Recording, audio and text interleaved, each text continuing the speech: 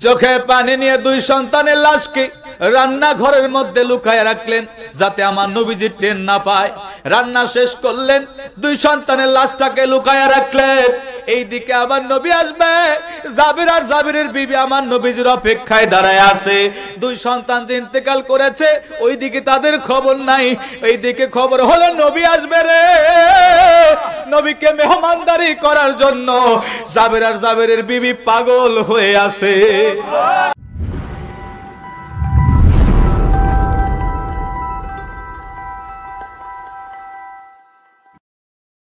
নবীর চরণেতে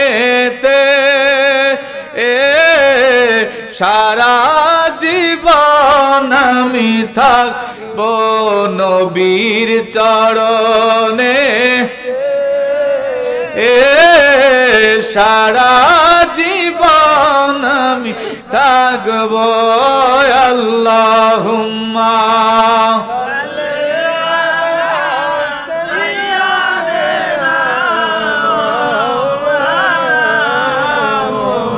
ওয়ালা আলি সাইয়্যিদিনা মাওলানা।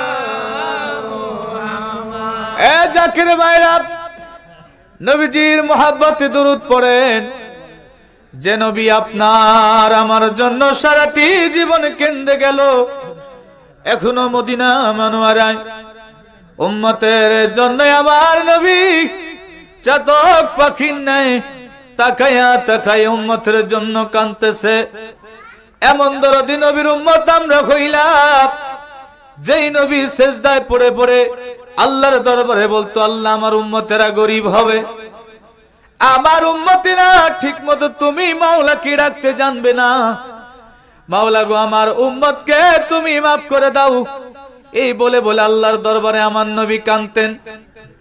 আমার নবী সেজদায় পড়ে পড়ে কাঁদতেন।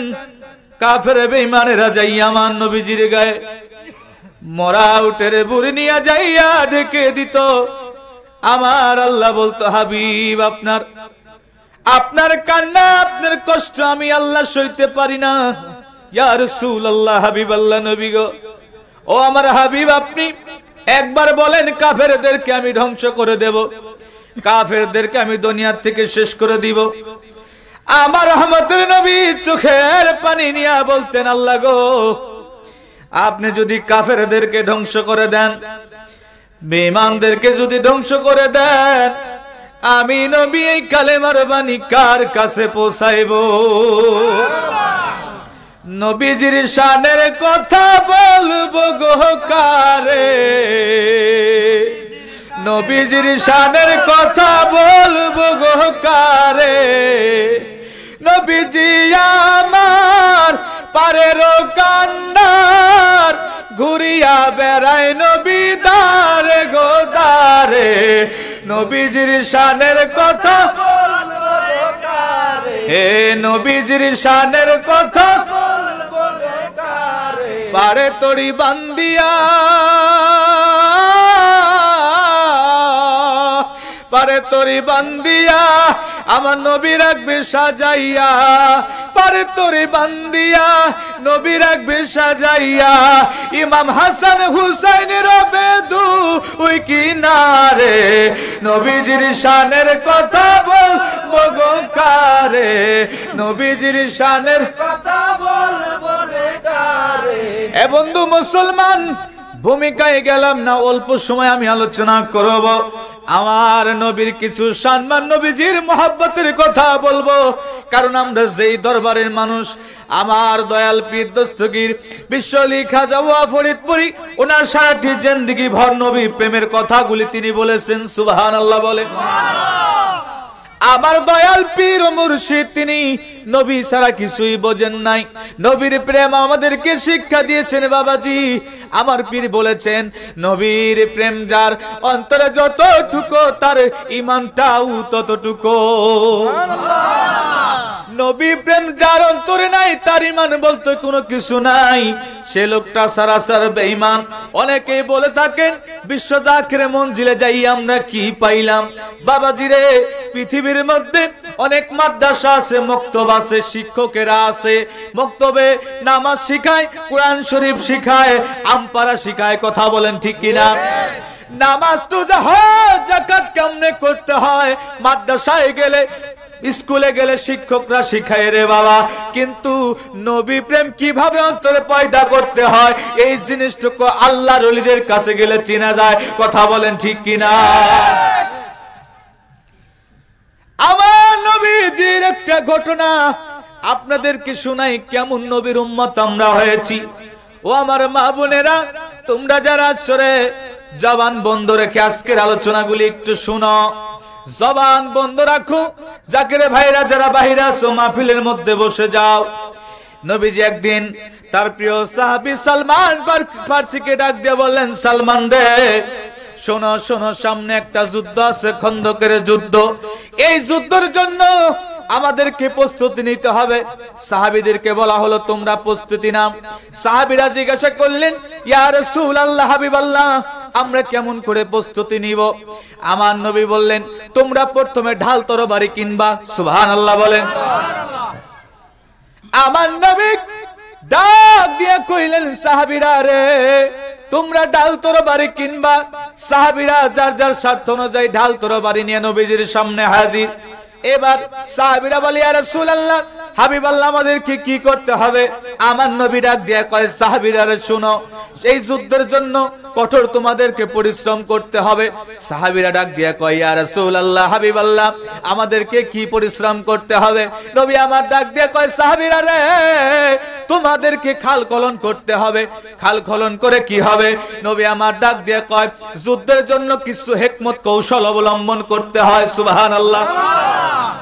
আমাদের বাংলাদেশের মধ্যে দেখবেন সেনাবাহিনী যখন যুদ্ধের জন্য প্রস্তুতি নেয়, তারা ছোট ছোট গর্ত করে, গর্তের মধ্যে বসে তারা কামানগুলি ধরে থাকে। কথা বলেন ঠিক কিনা?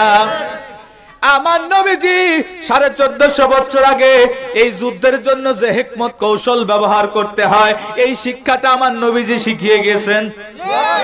সেইটাই বাংলাদেশের সেনাবাহিনী বলেন, সারা বিশ্বের সেনাবাহিনী, র্যাব বাহিনী, বিডিআর বলেন আর নৌবাহিনী বলেন না কেন, 1450 বছর পরে আমার নবীজির সেই সুন্নতি তরিকা যুদ্ধের জন্য প্রস্তুতি সমস্ত সেনাবাহিনীরা নেয়।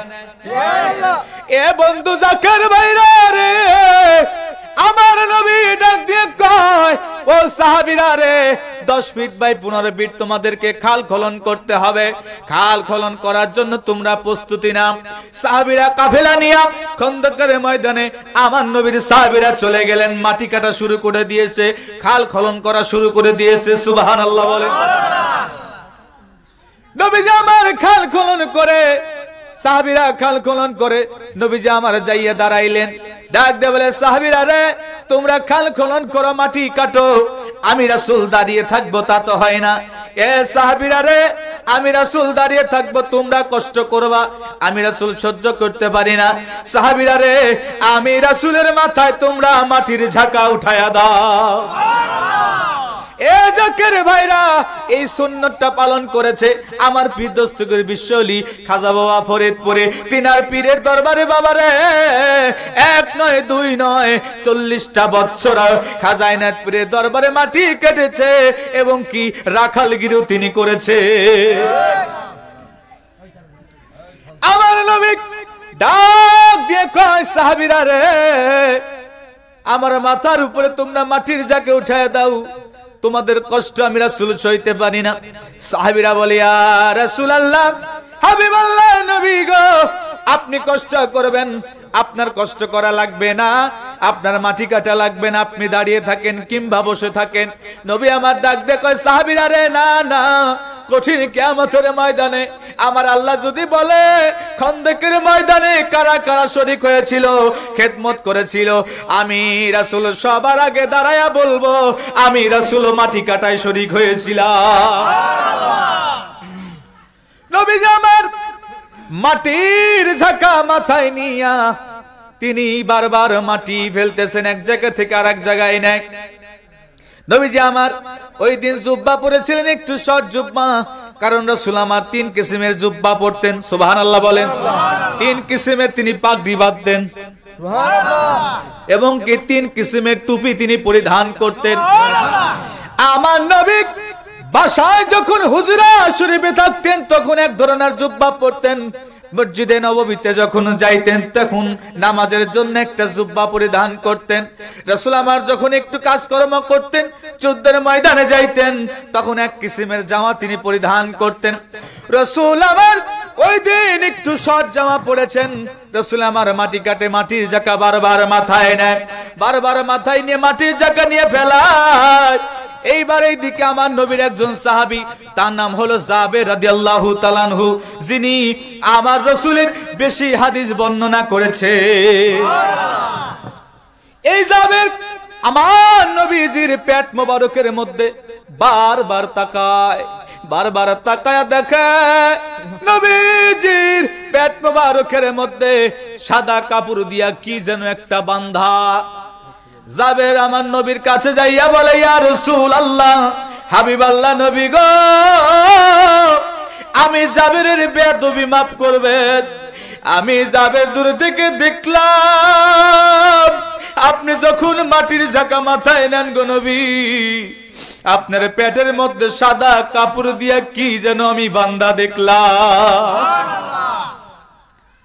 আমার নবী বলতে চাই না।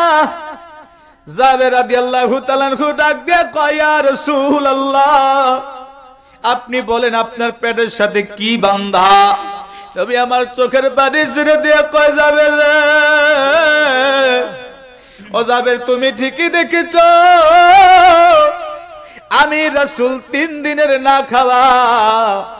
জাবের রে, ক্ষুধার যন্ত্রণা সহ্য করতে না পারিয়া সাদা কাপড় দিয়া, ওই সাদা কাপড়ের মধ্যে মুছাইয়া 2খানা পাথর আমি রাসূলের পেট মোবারকের মধ্যে বেঁধে রেখেছি।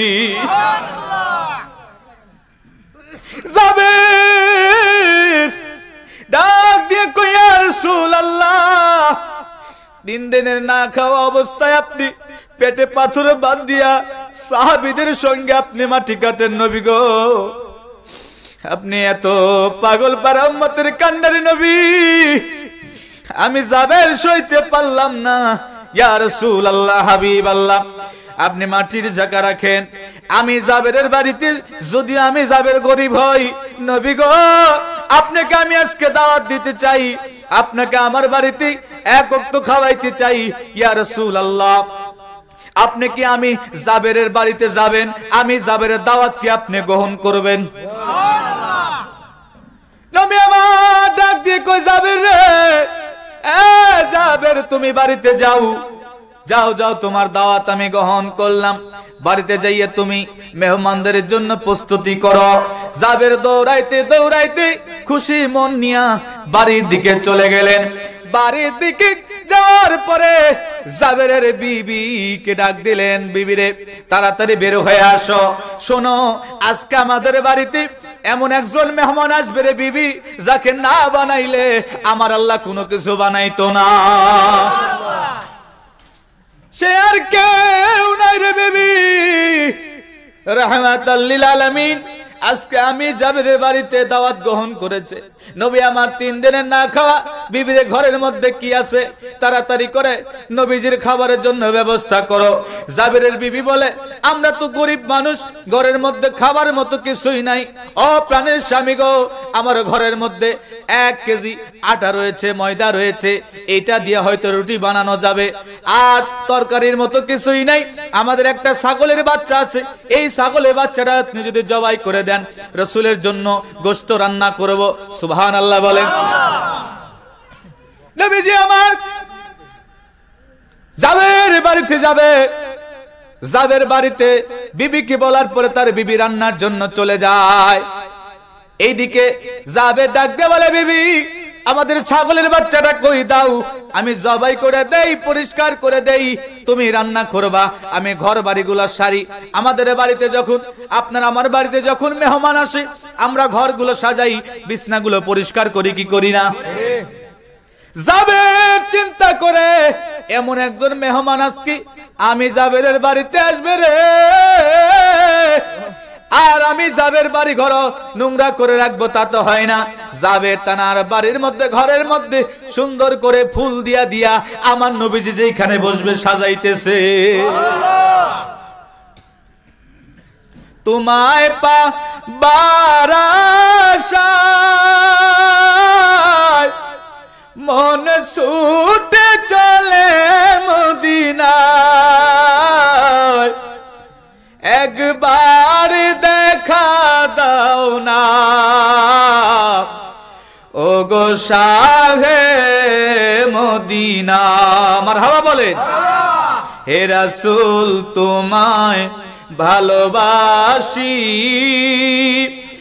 অন্তরে শুধু মুখে নয়, জান্নাতের আশায় নয় হে রাসূল জাহান্নাম কেউ ডরি না। মারহাবা বলে। জাবের বাড়ি ঘর সাজান, জাবেরের বিবি রান্না করে রে। এই দিকে একটা ঘটনা ঘটে গেছে, জাবেরের দুইটা সন্তান ছিল। এই দুইটা সন্তান মা রান্না করে মাঠের মধ্যে খেলাধুলা করে। দুইটা সন্তান দেখেছিল বাবা কিভাবে ওই ছাগলের বাচ্চাটা জবাই করে। ছোট ভাই বড় ভাইকে ডাক দিয়ে বলে, ও ভাই আমার আব্বা হুজুর কেমন করে ওই ছাগলের বাচ্চাটা জবাই করলো। বড় ভাই অবুঝ ছেলে ডাক দিয়ে বলে, ছোট ভাই রে আমি কেমনে তোমাকে বুঝাবো।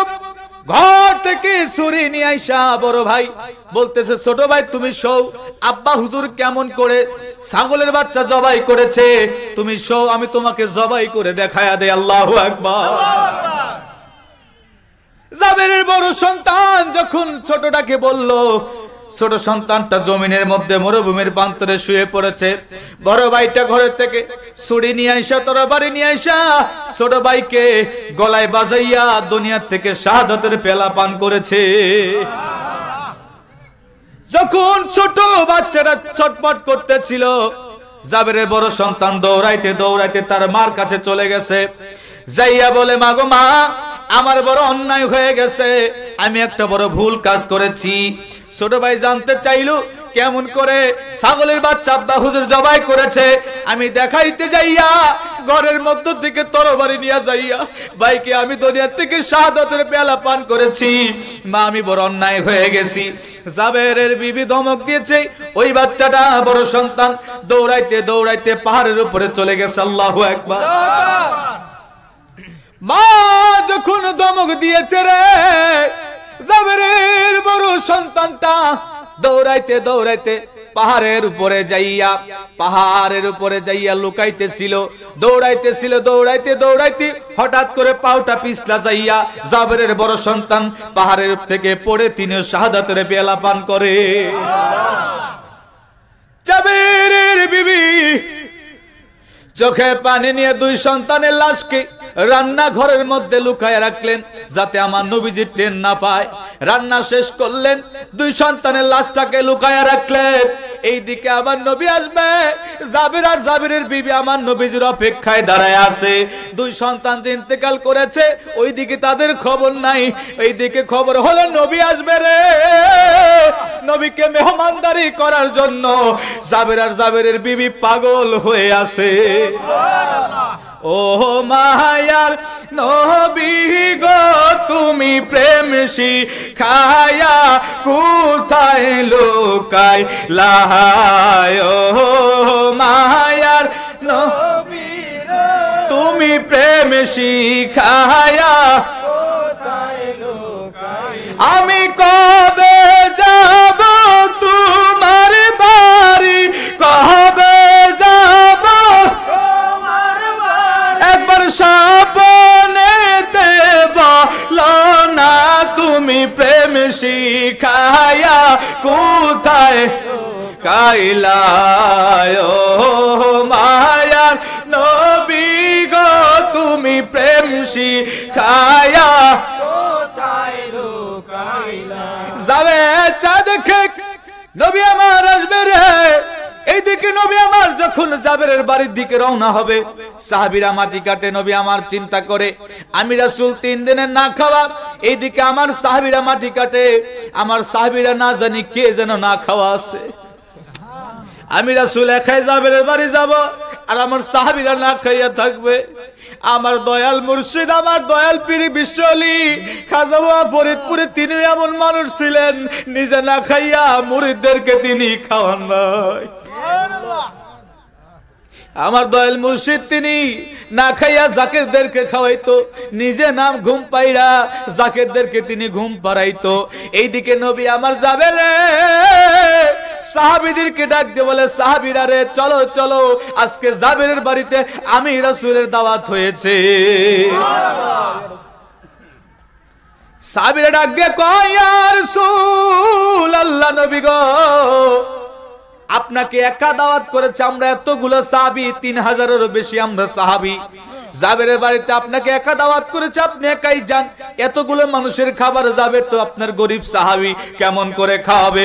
আমার নবী ডাক দিয়ে কয়, সাহাবীরা রে চিন্তা করো না, আমি রাসূল যেখানে আছি ওই খানাটা আমরা সবাই ভাগ করে খাবো। কেমনে সম্ভব হবে এতগুলা মানুষের খাবার? এইদিকে জাবেরের বিবি 1 কেজি ময়দা দ্বারা, আটা দ্বারা তিনি রুটি তৈরি করেছে আর একটা ছাগলের বাচ্চা।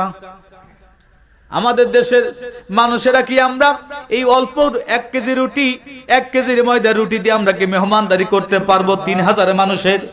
জোরে বলেন। নবীজি আমার সাহাবীদের কাফেলা নিয়ে জাবেরের বাড়ির দিকে চলে যায়। জাবেরের বাড়ির দিকে যখন কাছাকাছি চলে গেছে, জাবেরের বিবি দাঁড়িয়ে আছে, জাবের দাঁড়িয়ে আছে, আমার নবী আসতেছে। জাবের চিন্তা করে, নবীকে দাওয়াত দিলাম একা তো সাহাবী, আমি জাবের কিভাবে মেহমানদারি করব রে?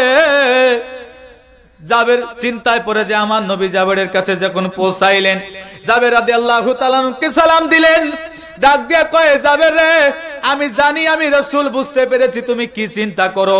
এ জাবের চিন্তা করিও না, আমি রাসূল যেহেতু আসছি, তোমার বাড়িতে খানার কোনো কমতি থাকবে না। আমি রাসূল আজকে নিজ হাতে সমস্ত সাহাবীদেরকে মেহমানদারি করব। জাবেরের ঘরের মধ্যে আমার রাসূল প্রবেশ করলেন। জাবেরকে ডাক দিয়ে কয়, জাবের রে তুমি যেই খাবার তৈরি করেছো ওই খাবারটা আমি রাসূলের সামনে নিয়ে আসো। আমার নবীর সাহাবী জাবের ওই খাবারগুলি সামনে নিয়ে আসলেন। নিয়ে আসার পরে আমার নবী ডাক দিয়া কয়, জাবের রাদিয়াল্লাহু তাআলা কে বললেন, এ জাবের একটা রুমাল নিয়ে আসো। নবীজির সামনে রুমাল নিয়ে আসা হলো। নবীজি আমার বললেন, রুমাল দ্বারা সমস্ত খানাকে ঢেকে দাও। জাবের সমস্ত খানা ঢেকে দিলেন। নবীজি আমার বাম হাত মোবারক রাখলেন, ডান হাত মোবারক দিয়া মুখের থেকে একটু লালা একটু থুতু নিয়া খাবারের মধ্যে হাতে বলতেছে, এ 3000 সাহাবীরা রে তোমরা কাতার বন্দী হয়ে বসে যাও, আমি রাসূল আজকে তোমাদেরকে মেহমানদারি করব, কাউকে খানা কম দিব না। আমার নবী প্রথমে হাত দিয়া 3টা করে রুটি, 1 পিস করে গোশত তিনি দেওয়া শুরু করেছেন। এইভাবে দিতে দিতে 3000 সাহাবীকে আমার নবী নিজ হাতে খানা দিয়া, 3টা করে রুটি দিয়া, 1 পিস করে গোশত দিয়া সমস্ত সাহাবীদেরকে দিলেন। এ কিন্তু আমার নবীজির হাতের খানা ফুরাইলো না। এ দেশের কোন মৌলবী পারবে 1 কেজি আটা দিয়া, ময়দা দিয়া রুটি বানাইয়া 3000 মানুষকে খাওয়াইতে? তুমি মৌলবী বলো রাসূল আমার মতো মানুষ? না না, রাসূল আপনার আমার মতো না রে। আমার রাসূলের হাত মোবারকে লালার মধ্যে বরকত আছে কি আছে না?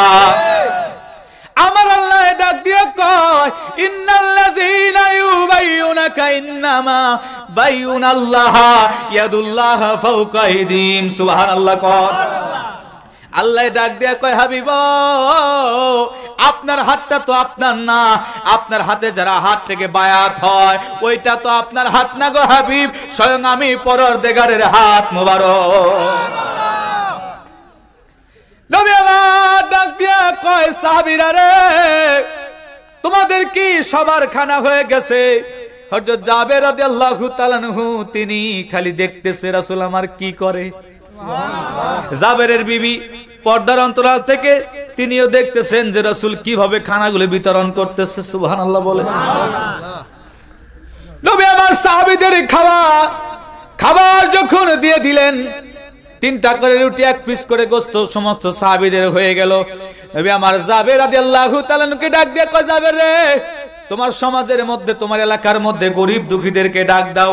আমি রাসূল আজকে আসছি, কাউকে কম দিব না। আমি রাসূল সমস্ত এলাকাবাসীকে 3টা করে রুটি 1 পিস করে গোশত করে মেহমানদারি করব। এলাকার মধ্যে নবীর সাহাবী জাবের সমস্ত গরিব দুঃখীদেরকে ডাক দিলেন।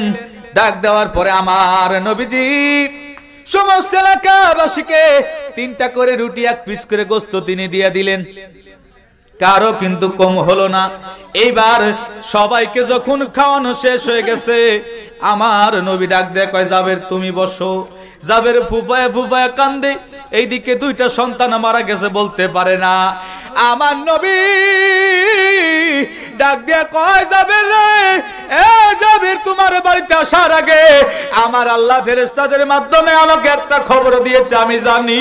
তুমি যদি না বলে রে জাবের, আমার আল্লাহ আমাকে বলেছে তোমার 2টা সন্তান আজকে ইন্তেকাল করেছে। অনেকেই বলে নবী আমার নাকি গায়েব জানে না। তোমরা ভুলের মধ্যে আছো।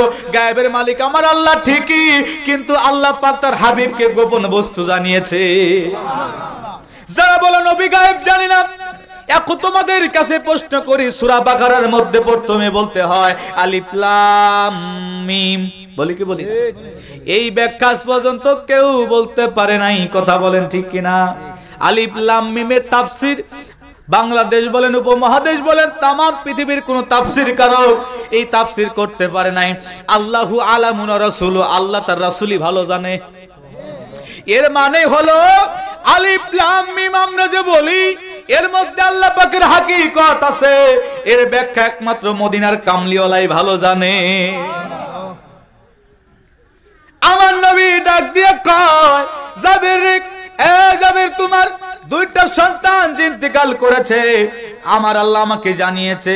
জাবের রে, তোমার বিবির সঙ্গ করে তোমার 2টা সন্তানকে আমি রাসূলের সামনে তুমি শুয়ায়া দাও।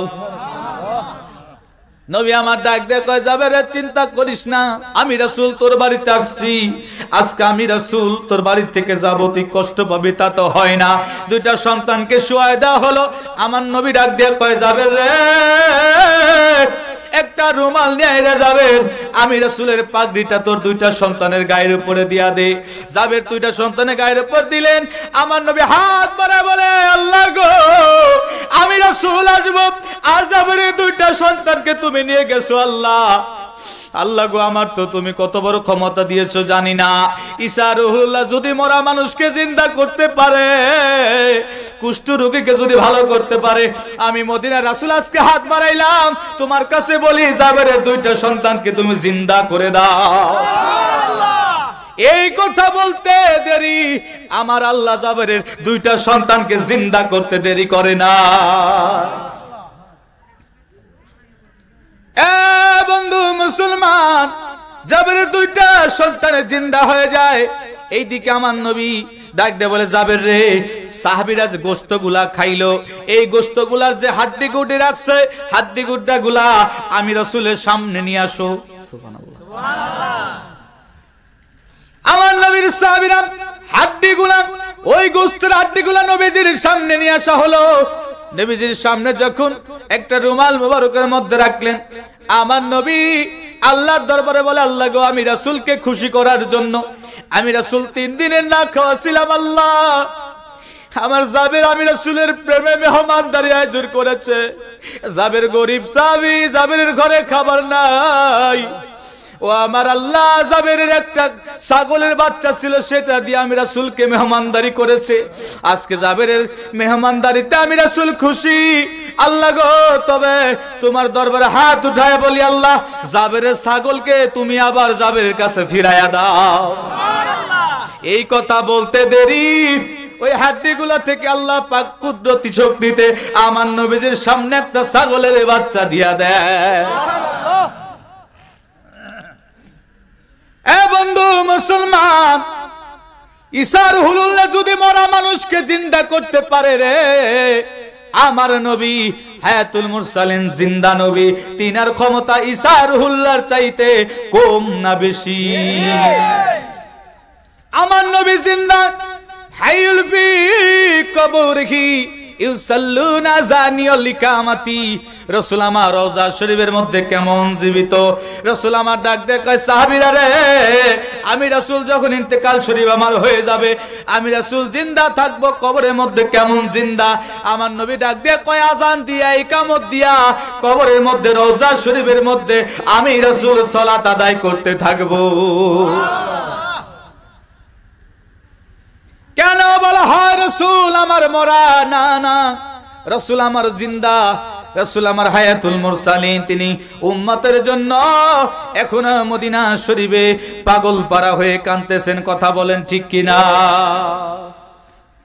আমাদের দেশের মানুষেরা কি আমরা এই অল্প 1 কেজি রুটি, 1 কেজির ময়দা রুটি দিয়ে আমরা কি মেহমানদারি করতে পারবো 3000 মানুষের? জোরে বলেন। নবীজি আমার সাহাবীদের কাফেলা নিয়ে জাবেরের বাড়ির দিকে চলে যায়। জাবেরের বাড়ির দিকে যখন কাছাকাছি চলে গেছে, জাবেরের বিবি দাঁড়িয়ে আছে। জাবের দাঁড়িয়ে আছে, আমার নবী আসতেছে। জাবের চিন্তা করে, নবীকে দাওয়াত দিলাম, একে তো সাহাবী আমি, জাবের কিভাবে মেহমানদারি করব রে? জাবের চিন্তায় পড়ে যে আমার নবী জাবেরের কাছে যখন পৌঁছাইলেন, জাবের রাদিয়াল্লাহু তাআলা কে সালাম দিলেন। ডাক দিয়া কয়, জাবের রে, আমি জানি আমি রাসূল, বুঝতে পেরেছি তুমি কি চিন্তা করো। এ জাবের, চিন্তা করিও না, আমি রাসূল যেহেতু আসছি, তোমার বাড়িতে খানার কোনো কমতি থাকবে না। আমি রাসূল আজকে নিজ হাতে সমস্ত সাহাবীদেরকে মেহমানদারি করব। জাবেরের ঘরের মধ্যে আমার রাসূল প্রবেশ করলেন। জাবেরকে ডাক দিয়ে কয়, জাবের রে, তুমি যেই খাবার তৈরি করেছো ওই খাবারটা আমি রাসূলের সামনে নিয়ে আসো। আমার নবীর সাহাবী জাবের ওই খাবারগুলি সামনে নিয়ে আসলেন। নিয়ে আসার পরে আমার নবী ডাক দিয়া কয়, জাবের রাদিয়াল্লাহু তাআলা কে বললেন, এ জাবের, একটা রুমাল নিয়ে আসো। নবীজির সামনে রুমাল নিয়ে আসা হলো। নবীজি আমার বললেন, রুমাল দ্বারা সমস্ত খানাকে ঢেকে দাও। জাবের সমস্ত খানা ঢেকে দিলেন। নবীজি আমার বাম হাত মোবারক রাখলেন, ডান হাত মোবারক দিয়া মুখের থেকে একটু লালা একটু থুতু নিয়া খাবারের মধ্যে হাততে বলতেছে, এ 3000 সাহাবীরা রে, তোমরা কাতার বন্দী হয়ে বসে যাও, আমি রাসূল আজকে তোমাদেরকে মেহমানদারি করব, কাউকে খানা কম দিব না। আমার নবী প্রথমে হাত দিয়া 3টা করে রুটি, 1 পিস করে গোশত তিনি দেওয়া শুরু করেছেন। এইভাবে দিতে দিতে 3000 সাহাবীকে আমার নবী নিজ হাতে খানা দিয়া, 3টা করে রুটি দিয়া, 1 পিস করে গোশত দিয়া সমস্ত সাহাবীদেরকে দিলেন। এ কিন্তু আমার নবীজির হাতের খানা ফুরাইল না। এ দেশের কোন মৌলবী পারবে 1 কেজি আটা দিয়া, ময়দা দিয়া রুটি বানাইয়া 3000 মানুষকে খাওয়াইতে? তুমি মৌলবী বলো রাসূল আমার মতো মানুষ? না না, রাসূল আপনার আমার মতো না রে। আমার রাসূলের হাত মোবারকে লালার মধ্যে বরকত আছে কি আছে না? আমার আল্লাহ ডাক দিয়ে কয়, ইন্নাল্লাযীনা ইউবাইয়ুনাকা ইন্নামা বাইয়ুনাল্লাহ ইয়াদুল্লাহ ফাওকা আইদিহিম। সুবহানাল্লাহ। কয় আল্লাহ ডাক দিয়ে কয়, হাবিব, আপনার হাতটা তো আপনার না, আপনার হাতে যারা হাত থেকে বায়াত হয় ওইটা তো আপনার হাত না গো হাবিব, স্বয়ং আমি পরওয়ারদিগারের হাত মোবারক। নবী আমার ডাক দিয়া কয়, সাহাবীরা রে, তোমাদের কি সবার খানা হয়ে গেছে? হযরত জাবের রাদিয়াল্লাহু তাআলা আনহু তিনি খালি দেখতেছে রাসূল আমার কি করে। জাবেরের বিবি পর্দার অন্তরাল থেকে তিনিও দেখতেছেন যে রাসূল কিভাবে খানাগুলো বিতরণ করতেছে। সুবহানাল্লাহ বলে। নবী আমার সাহাবীদের খাবার যখন দিয়ে দিলেন, 3টা করে রুটি, 1 পিস করে গোশত সমস্ত সাহাবীদের হয়ে গেল। নবী আমার জাবের রাদিয়াল্লাহু তাআলা কে ডাক দিয়ে কয়, জাবের রে, তোমার সমাজের মধ্যে, তোমার এলাকার মধ্যে গরিব দুঃখীদেরকে ডাক দাও। আমি রাসূল আজকে আসছি, কাউকে কম দিব না, দিব না, দিব না। আমি রাসূল সমস্ত এলাকাবাসীকে 3টা করে রুটি, 1 পিস করে গোশত করে মেহমানদারি করব। দিক নবীর সাহাবী জাবের সমস্ত গরিব দুঃখীদেরকে ডাক দিলেন। ডাক দেওয়ার পরে আমার নবীজি সমস্ত এলাকাবাসীকে 3টা করে রুটি 1 পিস করে গোশত তিনি দিয়ে দিলেন। কারো কিন্তু কম হলো না। এইবার সবাইকে যখন খাওয়ানো শেষ হয়ে গেছে, আমার নবী ডাক দেয়, কয় জাবের তুমি বসো। জাবের ফুফায় ফুফায় কান্দে। এইদিকে 2টা সন্তান মারা গেছে, বলতে পারে না। আমার নবী ডাক দিয়া কয়, জাবের রে, এ জাবের, তোমার বাড়িতে আসার আগে আমার আল্লাহ ফেরেশতাদের মাধ্যমে আমাকে একটা খবর দিয়েছে, আমি জানি। তুমি যদি না বলে রে জাবের, আমার আল্লাহ আমাকে বলেছে তোমার 2টা সন্তান আজকে ইন্তেকাল করেছে। অনেকেই বলে নবী আমার নাকি গায়েব জানে না, জানে না, জানে না। তোমরা ভুলের মধ্যে আছো। গায়েবের মালিক আমার আল্লাহ ঠিকই, কিন্তু আল্লাহ পাক তার হাবিবকে গোপন বস্তু জানিয়েছে। যারা বলে নবী গায়েব জানি না, এখন তোমাদের কাছে প্রশ্ন করি, সূরা বাকারার মধ্যে প্রথমে বলতে হয় আলিফ লাম মিম। বলি কি বলি?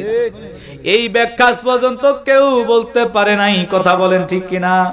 আলিফ লাম মিমের তাফসীর বাংলাদেশ বলেন, উপমহাদেশ বলেন, তাম পৃথিবীর কোন তাফসীর কারক এই তাফসীর করতে পারে নাই। আল্লাহু আলামুন রাসূলু, আল্লাহ তার রাসূলই ভালো জানে। এর মানে হলো আলিফ লাম মিম আমরা যে বলি, এর মধ্যে আল্লাহ পাকের হাকিকত আছে। এর ব্যাখ্যা একমাত্র মদিনার কামলিওয়ালাই ভালো জানে। আমার নবী ডাক দিয়ে কয়, জাবের, এ জাবের, তোমার 2টা সন্তান ইন্তেকাল করেছে, আমার আল্লাহ আমাকে জানিয়েছে। জাবের রে, তোমার বিবির সঙ্গ করে তোমার 2টা সন্তানকে আমি রাসূলের সামনে তুমি শুয়াইয়া দাও। নবী আমার ডাক দিয়ে কয়, জাবের রে, চিন্তা করিস না, আমি রাসূল তোর বাড়িতে আসছি। আজকে আমি রাসূল তোর বাড়ি থেকে যাব, তুই কষ্ট পাবি তা তো হয় না। 2টা সন্তানকে শুয়াই দেওয়া হলো। আমার নবী ডাক দিয়ে কয়, জাবের রে, একটা রুমাল নিয়ে রে জাবের, আমি রাসূলের পাগড়িটা তোর 2টা সন্তানের গায়ের উপরে দিয়া দে। জাবের 2টা সন্তানের গায়ের উপর দিলেন। আমার নবী হাত বাড়া বলে, আল্লাহ গো, আমি রাসূল আসব, আর জাবেরের 2টা সন্তানকে তুমি নিয়ে গেছো। আল্লাহ, আল্লাহ গো, আমার তো তুমি কত বড় ক্ষমতা দিয়েছো জানি না। ঈসা রুহুল্লাহ যদি মরা মানুষকে জিন্দা করতে পারে, কুষ্ঠ রোগীকে যদি ভালো করতে পারে, আমি মদিনার রাসূল আজকে হাত বাড়াইলাম, তোমার কাছে বলি, জাবেরের 2টা সন্তানকে তুমি জিন্দা করে দাও। এই কথা বলতে দেরি, আমার আল্লাহ জাবেরের 2টা সন্তানকে জিন্দা করতে দেরি করে না। বন্ধু মুসলমান, জাবেরের 2টা সন্তানের জিন্দা হয়ে যায়। এইদিকে আমার নবী ডাক দিয়ে বলে, জাবের রে, সাহাবীরা যে গোশতগুলা খাইলো, এই গোশতগুলার যে হাড্ডি গুড্ডি রাখছে, হাড্ডি গুড্ডা গুলা আমি রাসূলের সামনে নিয়ে আসো। সুবহানাল্লাহ, সুবহানাল্লাহ। আমার নবীর সাহাবীরা হাড্ডিগুলা, ওই গোশতের হাড্ডিগুলা নবীজির সামনে নিয়ে আসা হলো।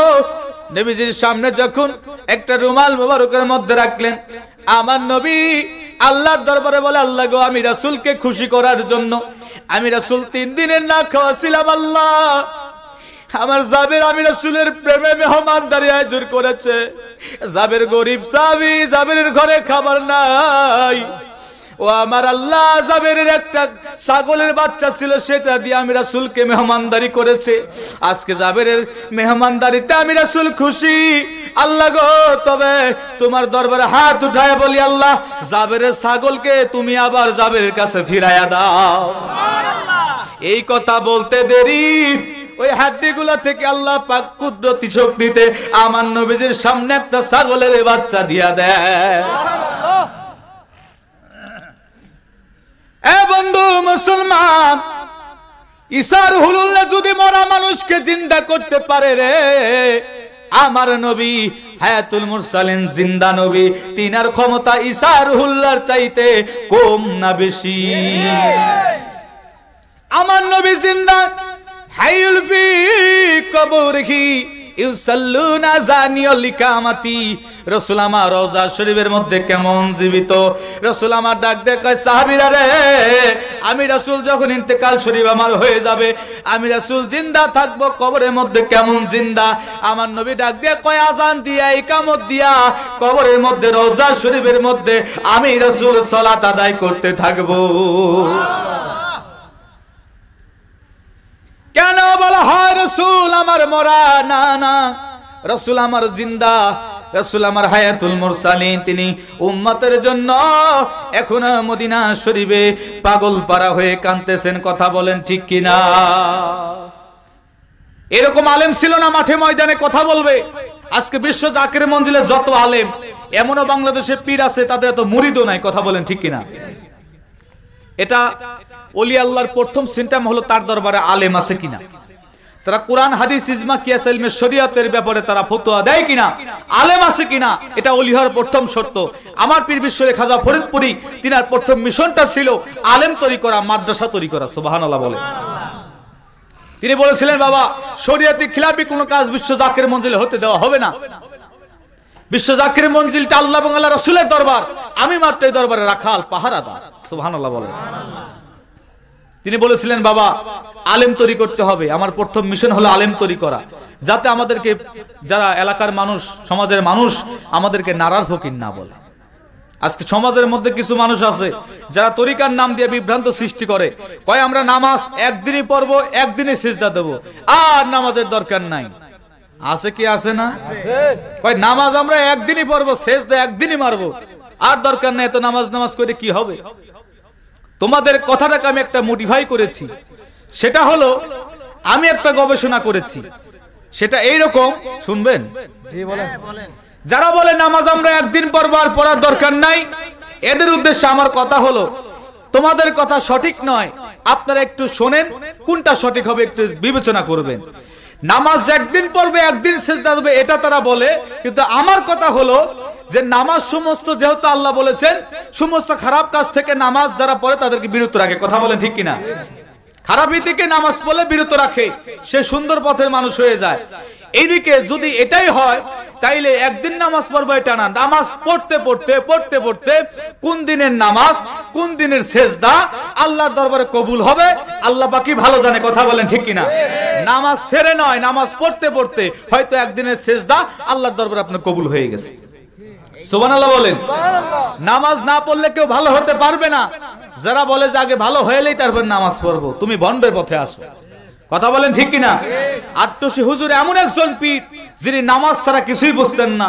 নামাজের সময় হলে তার মুরিদকে দরবার শরীফে ঢুকতে দেওয়া হতো না। বলতো বাবা নামাজের সময় কেউ দরবার শরীফে ঢুকতে পারবেন না। এখনো দেখেন বিশ্ব জাকির মঞ্জিলে নামাজের সময় গেট বন্ধ করা হয় কি হয় না? রহমতের সময় লাঠি চার্জ করা হয় কি হয় না? এখন যদি কোন জাকের এসে এলাকায় নামাজ না পড়ে, কয় আমি আট্টসির মুরিদ, তার কথা মানবেন না আট্টসি হুজুরের কথা মানবেন? এখন যদি সে না পড়ে দোষটা কি পীরের না তার? সে যদি না পড়ে তার পীরকে তার ঢেকি মেরে ভরাবে। বাজান প্রতিটা জিনিসই কষ্ট আছে। আপনি আট্টসি গেলেন আসলেন, দুনিয়াতে কিসের জন্য আপনি আসলেন? কি কাজ আপনার দুনিয়াতে? খাইতেছেন ফিরতেছেন, বিবির সঙ্গে তামাশা করতেছেন, ছেলে মেয়ের সঙ্গে, সমাজে একজনের সঙ্গে দেখাইতেছেন আমি কোটি টাকার মানুষ, আমার এত কিছু আছে। একজন আরেকজনের সাথে চ্যালেঞ্জ করে সম্পদ করেন। একজন যদি আরসিসি বিল্ডিং দেয়, ও কয় আমি আরসিসি তো দেবো, কলম ডালাই করে আমি 10 তলা দিব। কথা বলেন ঠিক কিনা? একজন যদি হাফ ওয়াল দেয়, কয় আমি বিল্ডিং দেবো, খারাপ তো দেখাইতেছি আমি কয়দিন পরে বিল্ডিং দিচ্ছি। আছে কি আছে না? একজনের সাথে একজন টক্কন দিয়ে দুনিয়ার সম্পদ করতেছে। এই সম্পদ আপনার সাথে কি যাবে?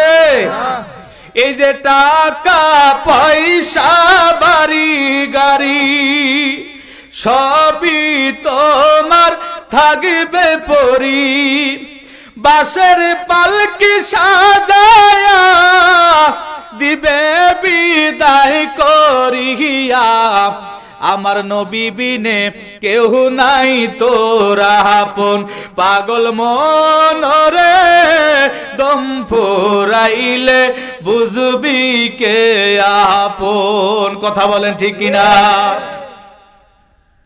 সম্পদ সম্পদ করতেছি। আজকে দোকানে বসে আছি, আমার দোকান অনেকগুলা মাল সামান দোকানের মধ্যে আছে, কোটি টাকার জিনিস। আমি একটা চেয়ার নিয়ে টেবিল নিয়ে বসে আছি, কিন্তু আমি যদি আজকে মারা যাই ওই চেয়ারে আমি থাকবো না, আমার পরবর্তীতে আরেকজন এসে বসবে। কথা বলেন ঠিক কিনা? আজকে বাড়ি ঘর করতেছে, আমি থাকবো না, সন্তান থাকবে, সন্তান থাকবে তার পরবর্তী সন্তানরা থাকবে, এভাবে চলেই যাচ্ছে। কথা বলেন ঠিক কিনা? আজকে আমরা ভোগ বিলাস উন্মুক্ত, আল্লাহর প্রতি আমাদের সেই ভয় নাই। কিসের জন্য দুনিয়াতে আসলাম, কি নিয়ে আসলাম, আর কি নিয়ে যাইতে হবে, একদিন বালিশে মাথা দিয়ে চিন্তা করেও দেখলাম। চিন্তা করে দেখো না কবরে কি যাইবা না, চিন্তা করে দেখো না কবরে কি যাইবা না। ওই কবরে শুইতে হবে, সঙ্গী কেহ হবে না। চিন্তা করে দেখো না কবরে কি যাইবা না। আল্লাহু আকবার। এই যে সম্পদ যা কিছু দেখতেছেন, এইগুলো যখন কবরে শুবেন, আপনার সন্তান সন্তুষ্টিরা সবাই ভোগ বিলাস করে খাবে। আপনার রুহু যদি ইমানে কামেল কিংবা নাসিকও যদি হয়, পবিত্র রুহু যদি হয়, আপনি দেখতে পারবেন যে আপনার সম্পদ কিভাবে খায়। এবং আল্লাহ পাক খারাপ রুহুদেরকে কিছু সময় উন্মুক্ত করে দিবে, যাও দেখে আসো, সম্পদ দেখে আসছো, দুনিয়াতে সম্পদের তুমি কোনো যাকাত দাও নাই, সম্পদ আমি আল্লাহর পথে খরচ করো নাই, তোমার সম্পদ তোমার সন্তানেরা এপাশে গাড়ি নিয়া গাঁজা খাইয়া মদ খাইয়া ভোগ বিলাস করে উড়াই দিচ্ছে। দেখে আসো, যাও। বাজান, সম্পদের বড়াই করে দুনিয়াতে কেউ টিকতে পারে নাই। নমরুদ, ফেরাউন, কানুন, হামান, সাজ্জাদ, এরা নিজেকে অনেক প্রতাপশালী মনে করেছিল। আজকে কারো অস্তিত্ব নাই, কেউ দুনিয়াতে নাই। মূলত পক্ষে আমরা আল্লাহর উপর তাওয়াক্কুল করে থাকতে পারি না। একটা পশু, একটা হাতি, সে সকালবেলা আল্লাহর উপর তাওয়াক্কুল করে বের হয়ে যায়, তার খাবার কোত্থেকে আসবে চিন্তা করা লাগে না, বনের মধ্যে আল্লাহ পাক খাবার সেট করে রেখেছে। গরু, ছাগল, হাঁস, মুরগি আমরা বাড়িতে পালি কি পালি না? মা বোনেরা পালে না? পালে। এই গরু, ছাগল, হাঁস, মুরগি ওদের কোনো টেনশনই নাই, সকাল হলে খাবার কোত্থেকে আসবে। তারা সকাল হলে আল্লাহর উপর তাওয়াক্কুল করে, খাবার যা দরকার আমরা দেই। কথা বলেন ঠিক কিনা? তো তাদের একটা জিনিস আছে, সেটা হলো আল্লাহর উপর তাওয়াক্কুল করে থাকে। কিন্তু আমরা এমন নিমক হারাম বান্দা হয়ে গেছি যে আমরা বড় বিপদে না পড়লে আল্লাহকে ডাকি না, বড় বিপদে না পড়লে আল্লাহকে ডাকি না। শয়তান আমাদের উপর আসর করে আছে। কে খাবে এই সম্পদ? বাবাজি, আল্লাহর পয়গম্বর হযরত আইয়ুব আলাইহিস সালামকে আল্লাহ পাক সম্পদ দান করেছিল, এমন সম্পদ দান করেছিল। আইয়ুব আলাইহিস সালাম তিনি আল্লাহর শুকরগুজার বান্দা ছিলেন। লোকেরা জিজ্ঞাসা করে, আল্লাহর পয়গম্বর আপনি বেশি বেশি আল্লাহর শুকর করেন দেখি কি আল্লাহ আপনাকে সম্পদ দিয়েছে? আল্লাহর পয়গম্বর একদিন গর্ব করে বললেন, হ্যাঁ আমি আল্লাহর শুকরিয়া করি দেখে আল্লাহ পাক আমাকে সম্পদ দান করেছে। আজাজিল শয়তানকে আল্লাহ পাক একটা ক্ষমতা দিয়েছিল। এই আজাজিল হযরত আইয়ুব আলাইহিস সালামের পিছে লেগে আল্লাহর কাছে বলতেছে, আল্লাহ আপনার আইয়ুবে এত সম্পদ দান করেছেন, এই সম্পদ যদি আপনি ছিনায় নেন, আপনি যদি কেড়ে নেন, আপনার পয়গম্বর আপনি আল্লাহকে ভুলে যাবেন। আল্লাহু আকবার বলে। আইয়ুব আলাইহিস সালামের এত সম্পদ আল্লাহ দান করেছিল, তার 4টা বিবি ছিল, অনেকগুলো সন্তান ছিল। আইয়ুব আলাইহিস সালাম একদিন গর্ব করে বলেছিল যে আমি শুকরিয়া করি দেখে আল্লাহ সুবহানাহু ওয়া তাআলা আমাকে সম্পদ দান করেছে। এদিকে আজাজিল শয়তানের মরদুদ তিনি আল্লাহর কাছে যখন সুপারিশ করলেন যে আইয়ুব আলাইহিস সালামকে যদি আপনি আপনার পয়গম্বর ঠিকই আপনার শুকরিয়া করে, ঠিকই এই শুকরিয়াটা করে আপনাকে সম্পদ দান করেছেন দেখে আপনার শুকরিয়া করে। আমার আল্লাহ ডাক দিয়ে কয়, শয়তান আজাজিল শোন, আমি আমার নবীকে আইয়ুব আলাইহিস সালামকে সম্পদ দিয়েছি বলে শুধু শুকরিয়া করে না, আমি যদি তার সম্পদকে ছিনায় নেই এরপরেও আমার বন্ধু আমাকে আমি আল্লাহকে স্মরণ করতে থাকবে। আজাজিল শয়তান বলে, আমি দেখতে চাই আল্লাহ। আল্লাহু আকবার বলবেন না? সমস্ত নবী রাসূলদের কাছে আজাজিল শয়তান যে কুমন্ত্র দেওয়ার চেষ্টা করছে, কিন্তু পারে নাই। কারণ নবী যারা হয়, পয়গম্বর যারা হয়, তারা আল্লাহ পাকের ইশারায় চলে, তারা নিজে থেকে কিছু বলতে পারে না। সুবহানাল্লাহ। আমার আল্লাহ ডাক দিয়ে কয়, এ মরদুদ আজাজিল, তুমি কি দেখতে চাও আমার বন্ধু আইয়ুব আলাইহিস সালামের সমস্ত সম্পদ আমি আল্লাহ ছিনায় নিব, এরপরেও আমার বন্ধু আমাকে ভুলবে না। আইয়ুব আলাইহিস সালামের সমস্ত সম্পদ সিনায় না হলো, সমস্ত সম্পদকে আমার আল্লাহ সিজ করে নিলেন। সমস্ত সম্পদকে আমার আল্লাহ কিভাবে সিজ করে নিলেন? আইয়ুব আলাইহিস সালামের কিছু উট দুম্বা ছিল, রাখালেরা পালতো। এই উট দুম্বাগুলো ব্যবসার জন্য আইয়ুব আলাইহিস সালাম তিনি রাখালদেরকে দিয়ে ব্যবসায় পাঠিয়ে দিতেন, মাঠের মধ্যে চড়াইতে দিতেন। আল্লাহ পাক একদিন জমিনের মধ্যে আকাশ থেকে অগ্নিকুণ্ড দিয়া সমস্ত উট দুম্বাগুলি পুরাইয়া দিল। আল্লাহু আকবার বলেন। রাখালেরা এসে বলে, ও আল্লাহর পয়গম্বর, আমরা মাঠের মধ্যে উট দুম্বাগুলি আমরা চড়াইতেছিলাম, আল্লাহ পাক কেমন যেন আসমান যখন থেকে একটা অগ্নিকুণ্ড আসিয়া আপনার উট দুম্বাগুলি সমস্ত আগুনে পুড়ে ছারখার হয়ে গেছে। আইয়ুব আলাইহিস সালাম ডাক দিয়া কয়, আমার সমস্ত উট দুম্বাগুলি আমার আল্লাহ আগুন দিয়ে পুড়িয়ে দিয়েছে। আমি আইয়ুবকে তো পর্যন্ত কিছু করে নাই। আমার উট দুম্বাগুলো শেষ হয়ে যাক, পুড়ে যাক, এতে আমার কোনো কষ্ট নাই। আমার আল্লাহ তো আমাকে হায়াতের জিন্দেগিতে দুনিয়াতে রাখছে। দেখেন কত বড় পয়গম্বররা কত বড় পরীক্ষা করেছে, কত বড় পরীক্ষার শিকার তারা হয়েছে। আল্লাহর দরবারে বলতে চাই যে আমার আল্লাহ আমাকে সৃষ্টি করেছে, আমার আল্লাহ আমাকে সম্পদ দিয়েছে, এতগুলো উট দুম্বা আল্লাহ পুড়িয়ে দিল আকাশ থেকে অগ্নিকুণ্ড হইয়া, আমার কোনো দুঃখ নাই, কষ্ট নাই, আল্লাহ তো আমাকে হায়াতের জিন্দেগিতে এখনো রাখছে। আর আমাদের যদি একটা গরু ছাগল যদি মারা যায়, হায় হায় হায় আমার সব শেষ। কথা বলেন ঠিক কিনা? আমরা কান্না শুরু করি, করাটা স্বাভাবিক, কারণ হলো গরিব মানুষ তো। কিন্তু এখানে ধৈর্য থাকতে হবে। সমস্ত নবী রাসূলগণ, ওলি আল্লাহ, সকল সাহাবীরা ধৈর্য ধারণ করেছে। এই ধৈর্য সম্পর্কে আপনাদেরকে ওয়াজ শোনাই। মা বোনেরা আপনারা ওয়াজ শুনেন। এখানে রহিমার ঘটনাটা আসছে। রাহিমার ঘটনা, কত কষ্ট করেছে আইয়ুব নবীর সঙ্গে। এইদিকে আল্লাহর পয়গম্বর তিনি বাড়ির মধ্যে আসেন, উট দুম্বাগুলি যা ছিল, এইদিকে ঘোড়াগুলি যা ছিল, আল্লাহর তরফ থেকে গজব, আল্লাহর তরফ থেকে অগ্নিকুণ্ড আকাশ থেকে ফেলাইয়া সমস্ত তার পশু পাখি যা কিছু ছিল খামারের মধ্যে সমস্ত কিছু পুড়ে যায়। এইদিকে আল্লাহ পাক সমস্ত সম্পদকে সিজ করে নিলেন। এখন আছে বাড়িঘর, বাড়িঘর বিল্ডিং গুলা আমার আল্লাহ একদিন ভূমিকম্পের মতো দিয়া তার বাড়িঘরকে ধস নামায়া দিলেন। নবী ওই দিন তিনি ঘরের মধ্যে ছিলেন না, তার কিছু সন্তান ছিল, সন্তানটি ওই দেওয়াল ভেঙে ভেঙে দেওয়ালের নিচে পড়ে ইন্তেকাল করে। সমস্ত নবী কষ্ট করেছে। আইয়ুব আলাইহিস সালামের সমস্ত সন্তান মেয়ে ছেলেরা ঘরের মধ্যে ছিল, আল্লাহ পাক একটা ধস দিছে, ঘর বিল্ডিংটা ভেঙে সমস্ত সন্তান ইন্তেকাল করেছে। এখন আছে তার 4টা বিবি। একে একে সমস্ত সম্পদকে আল্লাহ পাক নিয়ে নিলেন, সিজ করে নিলেন। আইয়ুব আলাইহিস সালামের সম্পদ যখন ফুরায় গেল, আর তার কাছে কেউ আসে না। যতদিন সম্পদ ছিল, ভাই বিরাদার আত্মীয় স্বজন সবাইকে দিছে, সবাই সঙ্গে কথা বলছে। যখন সম্পদ নাই, আর বন্ধু নাই, ভাই বিরাদারও নাই। এ বন্ধু যুবকেরা, দেখবা তোমার পকেটের মধ্যে যতক্ষণ টাকা থাকে, বন্ধুর অভাব নাই, অভাব নাই। 2 দিন টাকা ছাড়া, মানি ব্যাগ ছাড়া বন্ধুর সাথে ঘুরবা, ওই বন্ধু তোমাকে দূর দূর করে তাড়ায় দিবে। এরকম প্রমাণ আমার জীবনেও ঘটেছে বাবা। এমনও বন্ধু পাইছি, টাকা খরচ করেছি, ততদিন বন্ধু ঠিক ছিল। যখন একটু অভাব হয়েছে, টাকা না নিয়ে যাই নেই, বন্ধুরা আমাকে নট এলাও, পাত্তাই দেয় না। এরকম ঘটে কি ঘটে না? আচ্ছা, টাকা থাকলে বন্ধুর অভাব নাই, টাকা যখন ফুরায় যাবে বন্ধু আর থাকবে না, বন্ধু ফুরায় যাবে।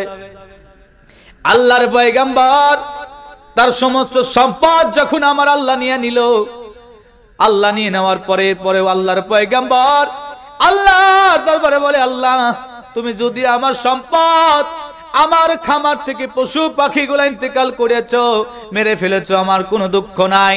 সম্পদ নিয়েছো, আমার কোনো কষ্ট নাই, দুঃখ নাই। ওগো আল্লাহ, আমি যেন তোমার নামের জিকির, তোমার নামের তাসবিহ আমি আইয়ুব যেন কোনো সময় না ভুলি। আল্লাহর পয়গম্বর আইয়ুব আলাইহিস সালাম আল্লাহর দরবারে কাঁদতেছে। এইদিকে আল্লাহ পাক তাকে অনেক পরীক্ষা নিতে নিতে একদিন তিনি সেজদায় পড়ে কাঁদতে গেছে, এইদিকে পাটা ফসকে তিনি পড়ে গেছে, পায়ের মধ্যে একটা খোসকা পড়েছে, ঘা হয়েছে। ওই ঘা থেকে আমার আল্লাহ হযরত আইয়ুব আলাইহিস সালামকে শরীরের মধ্যে পছন্দ ধরে দিয়েছে, সারা শরীরে। আল্লাহু আকবার বলেন। ওই পার ঘা থেকে আস্তে আস্তে আস্তে আস্তে সম্পূর্ণ শরীর আইয়ুব আলাইহিস সালামের পচে যায়। আমার আল্লাহর কাছে আজাজিল শয়তান যাইয়া বলে, আল্লাহ গো, তোমার বন্ধু আইয়ুবকে তুমি পছন্দ দিয়েছো, এইবার তোমার নাম ভুলে যাবে।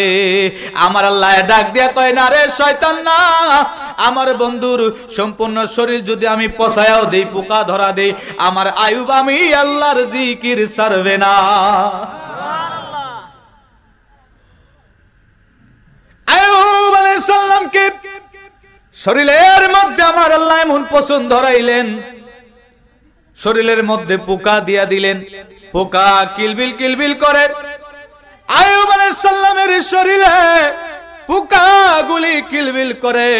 এই সমস্ত অবস্থা দেখে তার 4টা বিবি একে একে 3 নম্বর পর্যন্ত বিবি পর্যন্ত চলে যায়। বিবিরা স্বামীর শরীরের গন্ধ সহ্য করতে পারে না, সমস্ত বিবিরা চলে যায়। 4র্থ নম্বর বিবি আমার নবীজির বিবি আইয়ুব আলাইহিস সালামের বিবি, তার নাম হলো রহিমা, যিনি ছিলেন হযরত ইউসুফ আলাইহিস সালামের মেয়ে। সুবহানাল্লাহ বলেন। চেহারা তার কম ছিল না। ইউসুফ আলাইহিস সালামের চেহারাটা আমার আল্লাহ এত সুন্দর চেহারা দান করেছিল। ইউসুফ আলাইহিস সালামের চেহারা যদি সুন্দর হয়, তার মেয়ের চেহারা কি কম ছিল? আল্লাহ নবীর সামনে আল্লাহ নবী ডাক দিয়ে কই, রহিমা রে, আমার শরীরে পছন্দ ধরেছে রে রহিমা। এক এক সমস্ত বিবিরা চলে গেছে আমার এই অবস্থা দেখে, তুমি কেন গেলা না? রহিমা ডাক দিয়ে কয়, প্রাণের স্বামী গো, একে একে আপনার সমস্ত বিবিরা চলে যাইতে পারে, আমি রহিমা ইউসুফ নবীর বিটি, আমি যদি আজকে আপনাকে ছেড়ে চলে যাই, আপনি হলেন আল্লাহর পয়গম্বর, আপনি হলেন আল্লাহর নবী, আপনাকে যদি আমি বাকি দিয়া চলে যাই, কঠিন কিয়ামতের ময়দানে আমি রহিমা কি জবাব দিব? সুবহানাল্লাহ। আল্লাহর নবী, আপনাকে ছেড়ে আমি যাব না, যাব না, আপনার খেদমতে আমি রহিমা থাকতে চাই। রহিমা স্বামীর খেদমত এমন ভাবে করে রে, আমার নবীজি আইয়ুব আলাইহিস সালামের শরীর আল্লাহ পাক পোকা দিয়ে দিয়েছিল, এই পোকাগুলো যন্ত্রণা সহ্য করতে পারত না, শরীর দিয়ে পুজ বের হতো। রহিমা এমন স্বামী ভক্ত ছিল রে, হাতে যদি গায়ে হাত দেওয়া যাইতো, আইয়ুব আলাইহিস সালাম শরীরে ব্যথা পাইতো দেখে আমার নবীর বিবি রহিমা জিহ্বা দিয়া দিয়া ওই পোকাগুলো পরিষ্কার করে দিত। সুবহানাল্লাহ। ও মা বোনেরা, শুনো আমার নবী আইয়ুব আলাইহিস সালামের ঘটনা, তোমরা স্বামীর খেদমত থেকে দূরে চড়ে থাকো। দেখো রহিমা কত কষ্ট করছে রে, সংসারে অভাব বলে স্বামীকে ছাড়ে নাই। এমন কিছু মহিলা আছে আমাদের দেশে পাওয়া যায়, স্বামীর একটু অভাব হলে বলে এই স্বামী আর দরকার নাই, বড়লোক স্বামীর কাছে চলে যায়। আছে কি আছে না? কি করবা সম্পদ দিয়া, কি করবা গলার হাত দিয়া, কি করবা নাকের কানের তা দিয়া? তোমার গলার হাত তোমার স্বামী, তোমার নাকের নলক তোমার স্বামী। স্বামীর যদি গলার হার বানাইতে পারো বাবা, ও মা বোনের আপনাদেরকে জানায়া যায়, স্বামীকে যদি কোনো মা বোনেরা গলার হার বানাইতে পারে, তার কোনো অভাব থাকবে না, অভাব থাকবে না। স্বামী যেমনই হোক, কষ্ট করে যদি সংসার করে, দেখবেন ওই টাকার মধ্যে আল্লাহ বরকত দিবে।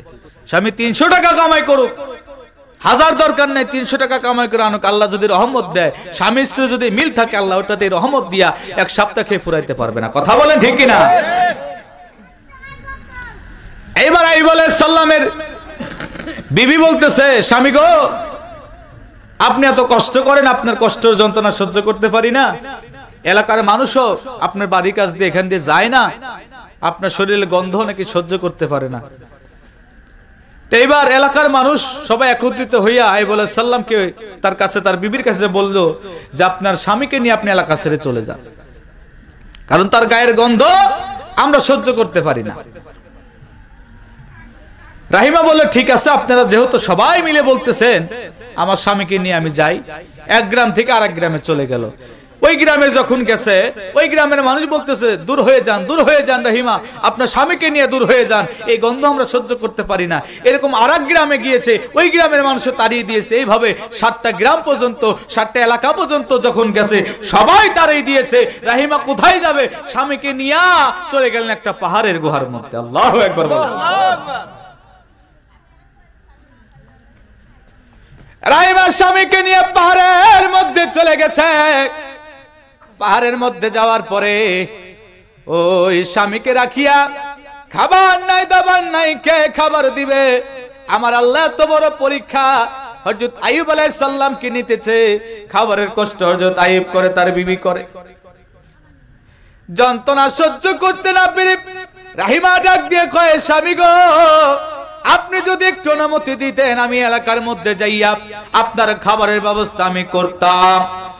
এবার আইয়ুব আলাইহিস সালাম ডাক দিয়ে বলে, বিবি যাও যাও, দেখো কেউ কি আমি নবী আইয়ুবকে কিছু খাবার দেয় কিনা। আল্লাহু আকবার, আল্লাহু আকবার। রাহিমা এলাকার মধ্যে চলে গেলেন। প্রত্যেক মানুষের দ্বারে দ্বারে যায়, কেউ তো খাবার দেয় না। পরিশ্রম ছাড়া, কষ্ট ছাড়া কেউ খাবার দেয় না। রাহিমা চোখের পানি নিয়ে মানুষের দ্বারে দ্বারে ঘুরে বেড়ায় আর বলে, কে কোথায় আছো? আমার প্রাণের স্বামী আল্লাহর নবী আইয়ুব আজকে কয়েকদিন ধরে না খাইয়াছে, কেউ কি আসো? এক মুষ্টি খাবার আমাকে দিবা, আমার স্বামীকে আমি খাওয়াবো। আইয়ুব আলাইহিস সালামের বিবি, তিনি অনেক দিন ধরে না খাওয়া, নিজের চিন্তা করে না, স্বামীর জন্য খাবারের ব্যবস্থা করতেছে। ঘুরতে ঘুরতে না পাইয়া এলাকার মধ্যে একটা বাড়িতে যাইয়া ওই মহিলার কাছে যাইয়া বলতেছে, একটা মহিলার কাছে যা বলতেছে, কেউ কি বাড়ি আছেন? দেখতে বলতেছে, কে গো আপনি? বলে, আমি আইয়ুব নবীর বিবি রাহিমা, কিছু খাবারের জন্য আসছি। সুবহানাল্লাহ, সুবহানাল্লাহ। কিছু কি খাবার দেওয়া যাবে?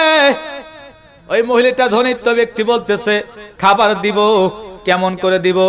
পাদ্রী ইহুদি মহিলাটা বলতেছে, ওরে রাহিমা, আমি শুনেছি তোমার নাম, তোমাকে খাবার দিব, পরিশ্রম করো নাই, কষ্ট করে নাই, কাজ ছাড়া আমি কোনো খাবার দিতে পারবো না।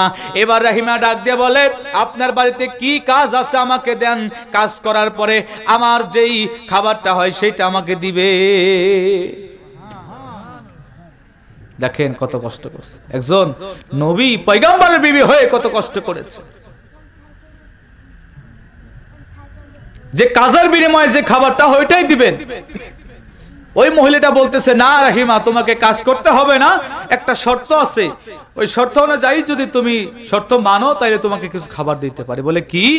যে আমি শুনেছি তুমি আইয়ুব নবীর বিবি, ইউসুফ নবীর মেয়ে, তোমার কেশ, তোমার মাথার চুল অনেক লম্বা লম্বা, ওই চুলের অংশ থেকে যদি কেটে যদি আমাকে দাও, আমার চুলটা বড় বানাবো, ওই কেশ যদি আমাকে দাও, আমি তোমাকে কিছু খাবার দিতে পারি। আল্লাহু আকবার। রাহিমার চোখের পানি ছেড়ে দিয়া বলে, ওরে ওরে বুবু, আমার মাথার কেশ আমার স্বামী বড় পছন্দ করে রে। আমি যখন আমার স্বামী আইয়ুব নবীর সামনে যাইয়া দাঁড়াই, আমার স্বামী আমার চুল দেখে আমাকে বড় ভালোবাসে। আজকে যদি এই চুল তোমার কাছে আমি কেটে দিয়ে যদি খাবার নিয়ে যাই, আমার স্বামী বড় মনে কষ্ট পাবে। এইবার ওই মহিলাটা বলতেছে, যদি না দাও তোমাকে খাবার দিতে পারবো না। রাহিমা ক্ষুধার্ত অবস্থায় বলে, আমার এমন কষ্ট হয়, আমার স্বামী জানি না জানি কোন কষ্টে ওই পাহাড়ের গুহার মধ্যে আছে, কতই না কষ্ট করে। তিনি মহিলার কথা অনুযায়ী একটা কিছু দিয়া তার মাথার কেশকে, লম্বা লম্বা চুলকে কেটে দিয়া বলে, বুবু রে, দাও দাও, আমার স্বামীর জন্য কিছু খাবার দাও, এই খাবার নিয়ে যাইয়া আমার স্বামীকে আমি খাওয়াবো। মাথার কেশের বিনিময়ে কিছু খাবার নিয়ে যাচ্ছে। এইদিকে মরদুদ আজাজিল হযরত আইয়ুব আলাইহিস সালামের সামনে মানব সুরাত নিয়ে বলতেছে, ও গো আল্লাহর নবী আইয়ুব, আপনি পাহাড়ের গুহায় কাঁদতেন, এখানে কষ্ট করেন, আপনার বিবির একটা ঘটনা ঘটে গেছে। বলে, কি ঘটেছে? আপনার জন্য খাবার আনতে যাইয়া এক বাড়ি থেকে খাবার চুরি করেছে, চুরি করার কারণে তার মাথার চুলকে কেটে দিয়েছে।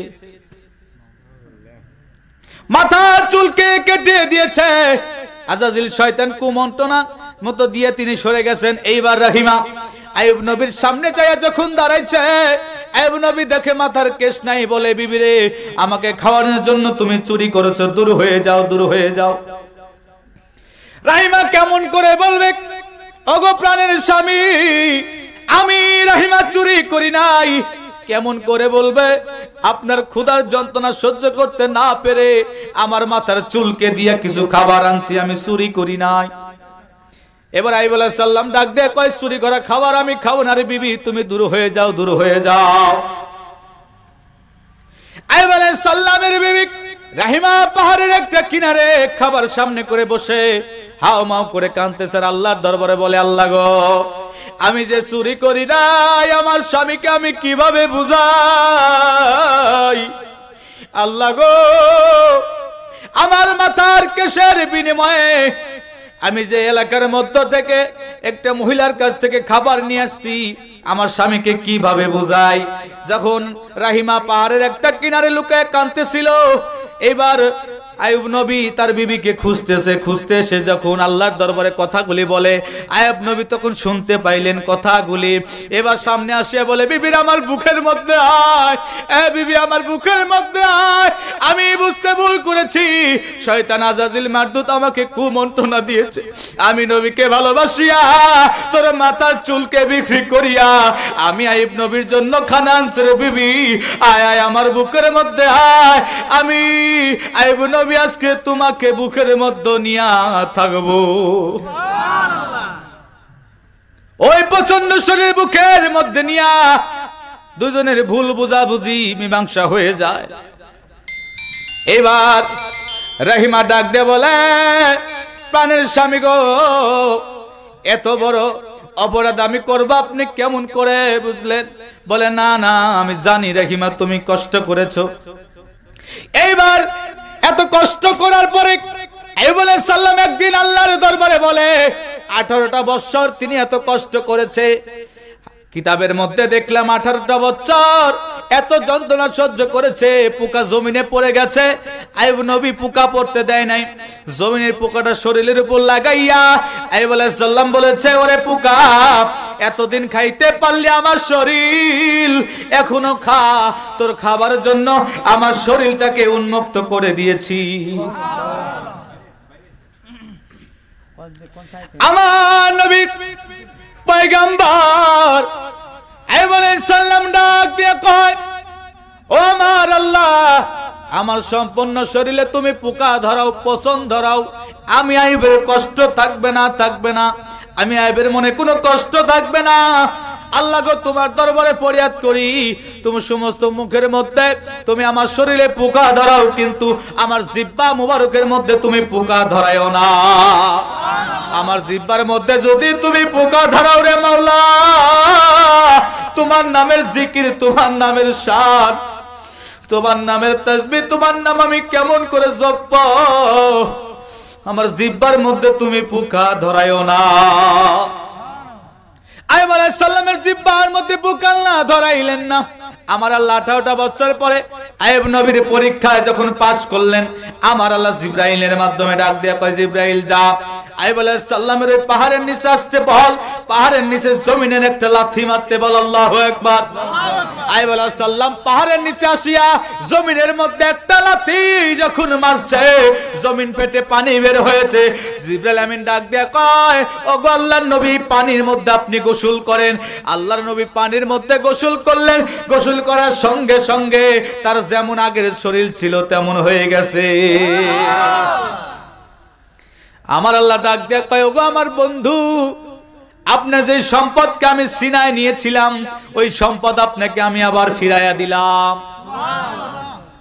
আল্লাহর উপর যদি তাওয়াক্কুল থাকে রে বাবা, দুনিয়ায় ভয় থাকবে না, হাসরে ভয় থাকবে না। আজকে আমরা আল্লাহর উপর তাওয়াক্কুল করতে থাকতে পারি না, ধৈর্য নাই আমাদের, এই কারণে আমরা বিপদে পড়ি। কথা বলেন ঠিক কিনা? আজকে আমাদের সবুর নাই। ইন্নাল্লাহা মা'আস সাবিরিন, সবুরকারী বান্দাকে আল্লাহ পছন্দ করে। আজকে আমরা সবুর হারিয়ে ফেলেছি, আমাদের ধৈর্য নাই। সংসারে একটা অভাব হইলে আমরা ধৈর্য ধারণ করতে পারি না। অসুখ বিসুখ হইলে ধৈর্য ধারণ করতে পারি না, আল্লাহর উপর তাওয়াক্কুল করেন, দেখবেন যে আল্লাহ পাক আপনার কোনো কষ্ট রাখবে না। এইভাবে সমস্ত নবী রাসূলদেরকে আমার আল্লাহ পরীক্ষা করেছে, এবং আল্লাহর ওলিরা যে আসছে তারাও পরীক্ষা দিয়ে আসছে। কথা বলেন ঠিক কিনা? তারাও পরীক্ষা করে আল্লাহর ওলি হয়েছে, কষ্ট করে পরিশ্রম করে তারা আল্লাহর মাকাম মঞ্জিল হাসিল করেছে। কষ্ট লাগে আজকে যারা পীর মুরিদের ব্যাপারে ওলিদের বিরুদ্ধে আচরণ করে বেড়ায়, বলে বায়াতের কথা কোথাও নাই, পীর মুরিদের কথা কোথাও নাই। বিশেষ করে এই সিরাজগঞ্জ জেলাটা কিছু ওহাবিপন্থী ভাইরা এমন ভাবে ক্রাশ করে রাখছে, আর তো সে এনায়তপুর নাম শুনলে কয় ভন্ডের দল, কয় বেদাতের দল। কিন্তু বেদাতের সংজ্ঞা কি যদি তাদেরকে ধরা হয়, বেদাতের সংজ্ঞাই বলতে পারবে না। বেদাতের প্রকারভেদ কি, আবিধানিক অর্থ কি, পারিভাষিক অর্থ কি যদি বলি, তারা বলতে পারবে না। আমি সিরাজগঞ্জে অনেক জায়গা মাহফিল করেছি, আমার স্টেজে অনেক ওহাবিপন্থী কওমিপন্থী আলেমরা এসে অনেক প্রশ্ন করেছে। এই এলাকায় বড় বড় জলসা করেছি আমি, আপনারা হয়তো আমার নাম আগে থেকে শোনেন নাই, জানেন নাই। জি, এলাকায় বড় বড় জলসায় আমি আসছি, আল্লাহ পাক আমাকে আনছেন।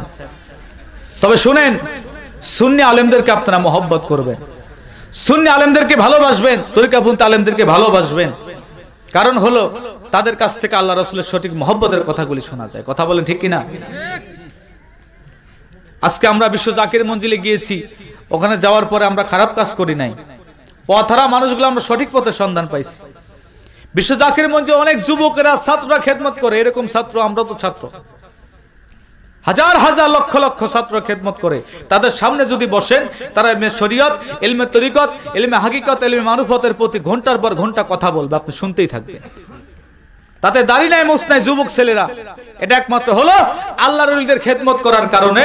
মদিনা ওয়ালার মহব্বত যাদের অন্তরে আছে, আল্লাহ একটা লাইন করে দেয়, তার একটা রাডার দেয়, কালবের মধ্য থেকে মদিনা পর্যন্ত একটা লাইন করে দেয়। সুবহানাল্লাহ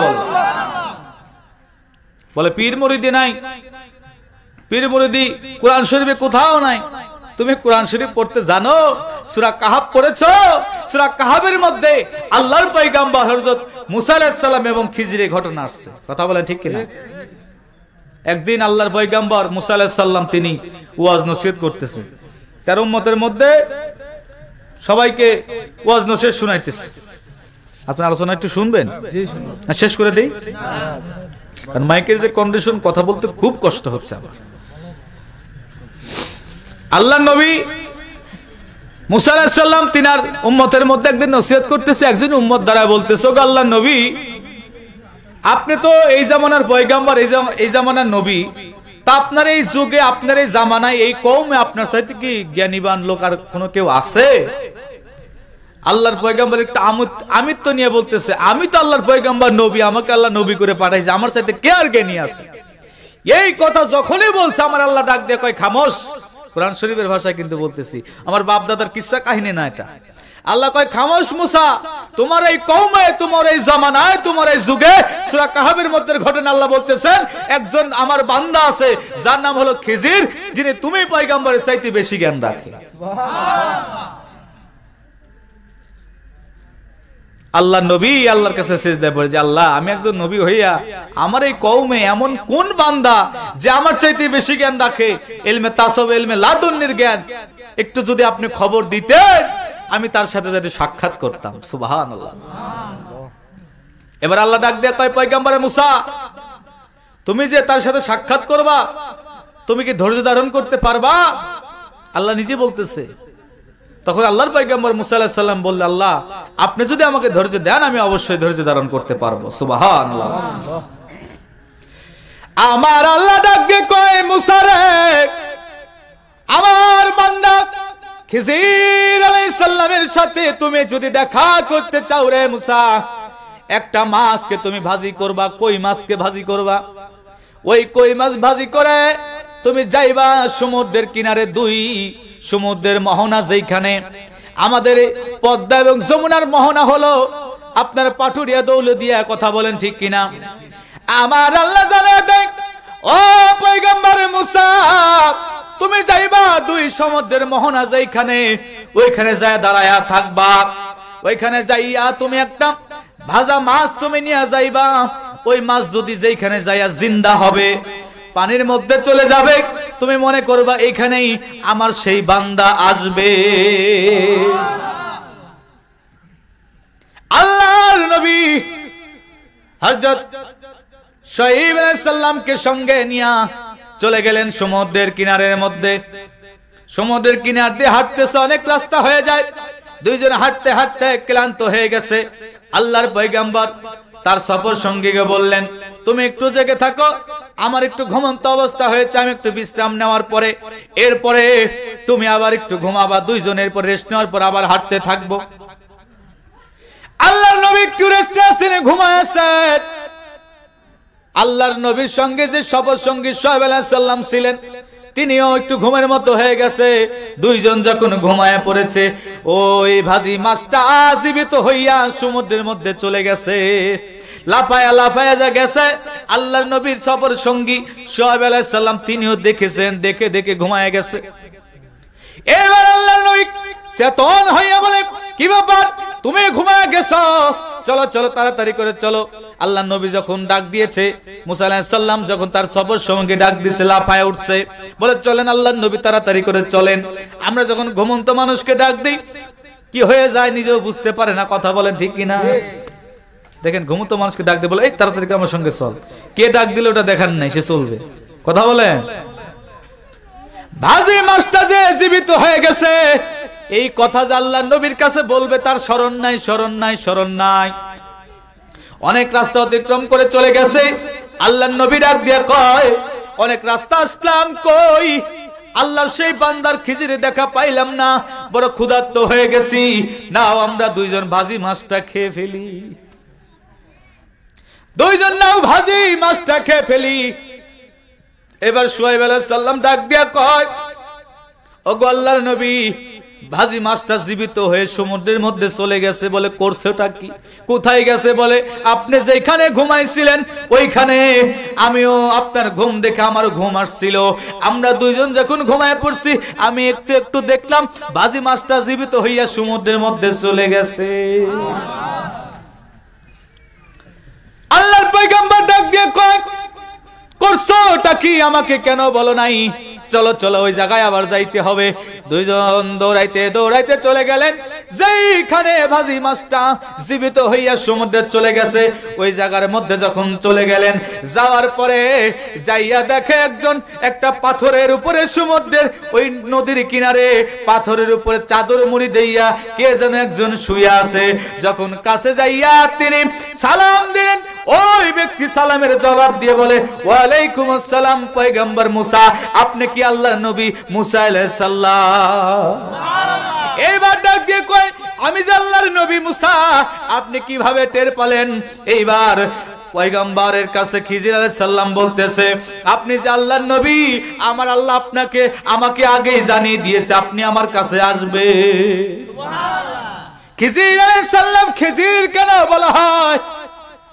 শস্য শ্যামল নতুন ঘাস শিশিরকে খিজির বলা হয়, কারণ খিজির আলাইহিস সালাম যেখানে বসতো উনি উঠার সঙ্গে সঙ্গে নতুন ঘাস জ্বলিয়ে যাইতো। উনি যে পাথরের উপরে বসতো, পাথরের উপরে ঘাস জন্ম নিত, সবুজ ঘাস সেখানে হয়ে যাইতো, এই জন্য খিজির বলা হয়। সুবহানাল্লাহ। এইবার খিজির ডাক দিয়ে বলে, ওগো আল্লাহর পয়গম্বর, আপনি কি জন্য আমার কাছে আসছেন একটু বলেন। বলে আমি আসছি আপনার কাছে একটা জ্ঞান আছে, সেই জ্ঞানের খবরটা নেওয়ার জন্য আসছি। যে ইলম আমার মধ্যে নাই, আমার আল্লাহ পাক যেহেতু আপনাকে আমার কওমে যুগে পাঠিয়েছে, সেই জ্ঞানটা আপনার মধ্যে আছে। আমি পয়গম্বর মুসা আপনার কাছ থেকে সেই ইলমে লাদুনির জ্ঞানটা নিতে চাই।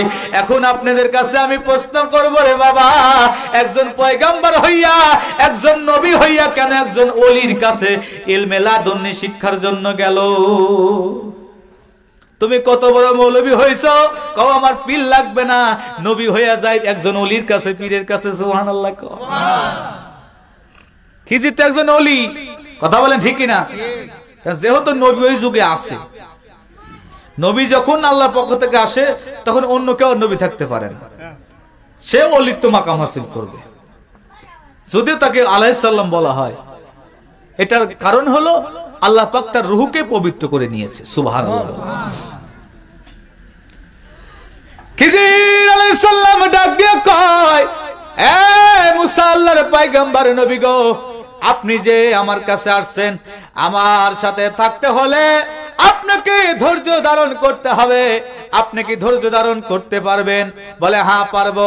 ও আল্লাহর নবী মুসা আলাইহিস সালাম, আপনি আমার সঙ্গে থাকবেন, আমি যে কাজ করব ভালো করি আর মন্দ করি, আমার কোনো কাজে আপনি নাক গলাইতে পারবেন না, অর্থাৎ কথা বলতে পারবেন না, প্রতিবাদ করতে পারবেন না।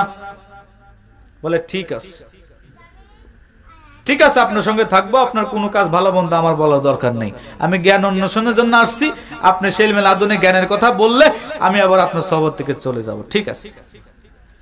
এবার নদীর কিনারে গেছে, বলে চলেন। উনি যেই নদীতে পার হবে, ওই নদীর মধ্যে যতগুলো নৌকা ছিল সমস্ত নৌকা দেশের বাদশা আসবে বলে সব নৌকার মাঝিরা নৌকালে যার যার বাড়িতে চলে গেছে। তো একটা নৌকা ছিল, ওই নৌকাটা মাঝিটা নৌকাটা ডুবাইয়া রাখছে। এখন খিজির যা বলতেছে যে আমাদেরকে পার করে দাও, এরপরে তো বাদশা আসবে, তা আমরা তোমাকে অনেক পরিমাণ দিরহাম দেব, টাকা দিব, আমাদেরকে পার করে দাও। মুসা আলাইহিস সালামের সঙ্গে আছে, বলছে ঠিক আছে, আপনি বুজুর্গ ব্যক্তি যেহেতু বলেছেন, আপনাকে পার করে দিতেছি। তো নৌকাটা সেচে খালি করে উঠাইলেন তাকে, মুসা আলাইহিস সালামের সঙ্গে আছে। এখন নৌকা যখন পার করে দিল, খিজির আলাইহিস সালামও পার হয়ে গেছে। পার হওয়ার পরে নৌকার মাঝি উনাকে নামতে বললেন খিজির আলাইহিস সালাম। নামার পরে উনি একটা কুড়াল নিয়ে নৌকাটা ফুটা করে দিলেন। আল্লাহু আকবার বলেন। এখন খিজিরের কাছে মুসা আলাইহিস সালাম প্রশ্ন করতেছে, বেচারা আপনাকে এত কষ্ট করে পার করে দিল, আর আপনি তার নৌকাটা ফুটা করে দিলেন, এটা কাজ করলেন আপনি? খিজির ডাক দিয়ে বলে, আল্লাহর নবী পয়গম্বর মুসা, আমি বলেছি আমার ভালো মন্দ কোনো কাজে আপনি কথা বলতে পারবেন না। বলে ও ঠিক আছে, তো আমার মনে নাই। এইবার নৌকাটা ডুবে গেছে, ওই গরিব মাঝি কাঁদতেছে, হায় হায় করলাটা কি, এত বড় বুজুর্গ মানুষকে পার করে দিলাম আর আমার নৌকাটা ফুটো করে দিল। মাঝি কাঁদতেছে বসে বসে। এবার রাস্তা দিয়ে যখন হাঁটতে হাঁটতে একটা মরুভূমির প্রান্তরে যখন চলে গেছে, যাওয়ার পরে দেখে ছোট ছোট কয়েকটা বাচ্চা মাঠের মধ্যে খেলাধুলা করে। ওই বাচ্চাদের কাছে যাইয়া খিজির আলাইহিস সালাম একটা বাচ্চার গলা ধরে চিপে তাকে দুনিয়ার থেকে বিদায় করে দিল, মেরে ফেললো। এখন আল্লাহর পয়গম্বর মুসা আলাইহিস সালাম ডাক দিয়ে কইলেন, আপনি একজন বুজুর্গ ব্যক্তি, আপনাকে ভালো মনে করেছিলাম, কিন্তু এই শিশু বাচ্চা কোনো অন্যায় করে নাই, অপরাধ করে নাই, তাকে আপনি মেরে ফেললেন, হত্যা করলেন কেন?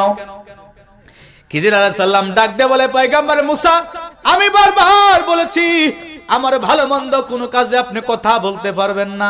বলে আমার মনে নাই, মনে নাই। ঠিক আছে, বাচ্চাকে হত্যা করে চলে গেলেন, আবার রাস্তা শুরু করেছে। বলতেছে পয়গম্বর মুসা, আপনি একটু এই বাড়ির মধ্যে যান, দেখেন তো বাড়িতে কেউ আছে কিনা, আমাদেরকে কিছু খাবার দাবার দিতে বলেন। তো বাড়ির মধ্যে যাওয়ার পরে আল্লাহ পয়গম্বর মুসা বলতেছে, বাড়িতে কেউ আছে, আমাদেরকে কিছু খাবার দেওয়া যায়? বলে না, আমাদের বাড়িতে কোনো খাবার নাই। না খাইয়া এবার বাহিরে আসলেন। খিজির আলাইহিস সালাম বলতেছে, পয়গম্বর মুসা, আপনি আমার সাথে একটা খেদমত করতে পারবেন? বলে কি? যে একটা দেওয়াল এখানে ভেঙে পড়ে আছে, এই দেওয়ালটা আসলে আমরা সেরে দিই, এই দেওয়ালটা আমরা সারি। তখন ইট বালি দিয়া দেওয়ালটা সারলেন। সারার কিছুক্ষণ পরে ওই দেওয়ালটা আবার ভেঙে ফেললেন। আল্লাহু আকবার বলেন। পয়গম্বর মুসা ডাক দিয়া কয়, ওগো আল্লাহর নবী, আল্লাহর পয়গম্বর। মুসা আলাইহিস সালামকে ডাক দিলেন। খিজির আলাইহিস সালাম যায়, আপনি দয়া করে আমার সঙ্গে খেদমত করেন। মুসা আলাইহিস সালাম বললেন, ঠিক আছে। আপনি বাড়ির মধ্যে যাইতে বললেন, খানা পাইলাম না, ক্ষুধার যন্ত্রণা সহ্য করতে পারি না, ক্ষুধা পেটে নিয়া এই দেওয়ালটা সুন্দর করে সাজাইলাম, আবার দেওয়ালটা আপনি ভেঙে ফেললেন, এর কারণ আমি বুঝলাম না, এত কষ্ট করলাম।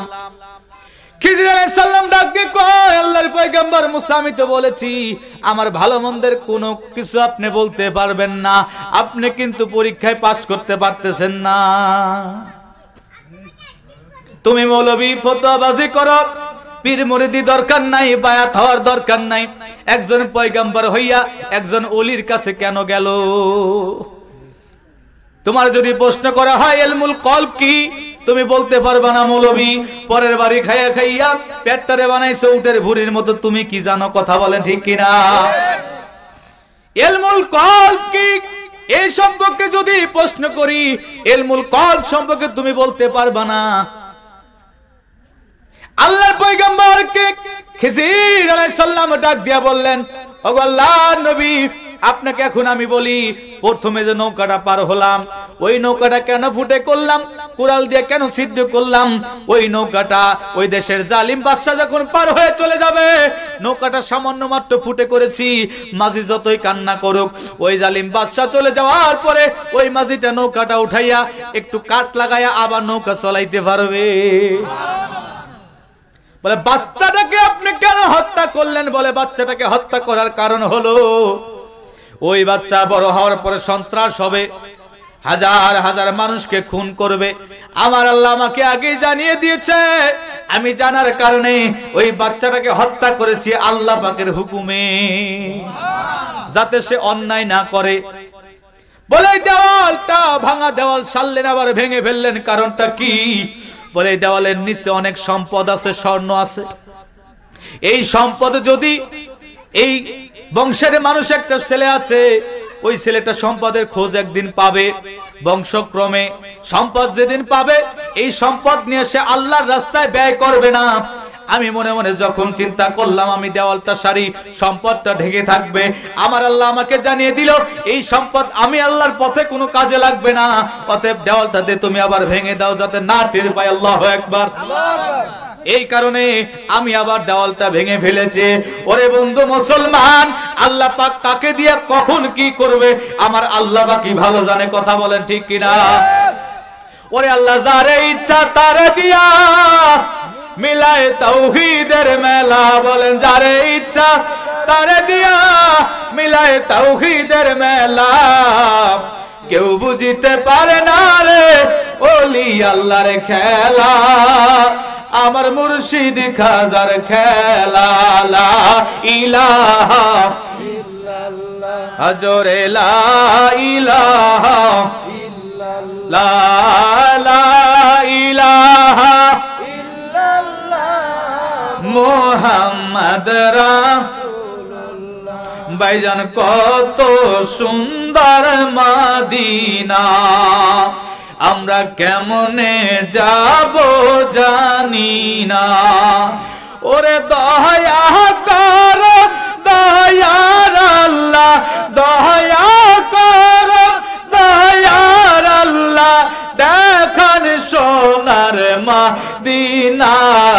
লা ইলাহা ইল্লাল্লাহ, আজরে লা ইলাহা ইল্লাল্লাহ, লা ইলাহা ইল্লাল্লাহ মুহাম্মদ রাসূলুল্লাহ। আল্লাহুম্মা সাল্লি আলা মুহাম্মদ ওয়া আলা সাইয়্যিদিনা মুহাম্মদ ওয়া আলা আলি সাইয়্যিদিনা। নবী দরুদ পড়ার পরে ফেরেশতা সাথে সাথে লইয়া যায় গো মদিনায়। আল্লাহুম্মা সাল্লি আলা মুহাম্মদ ওয়া আলা আলি সাইয়্যিদিনা।